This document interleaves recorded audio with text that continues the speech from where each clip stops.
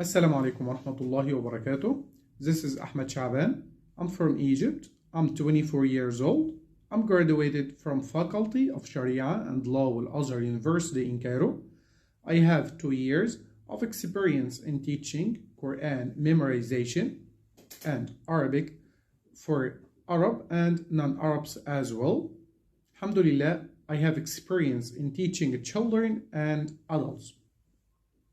Inshallah, I will be with you to study the Quran with right tajweed step by step in an easy way, or inshallah, we will find the best way for you.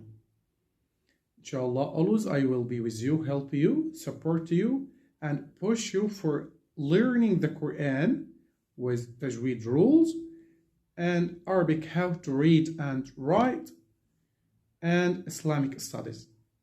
If you are interested, just book your session. Bismillahir Rahmanir Rahim.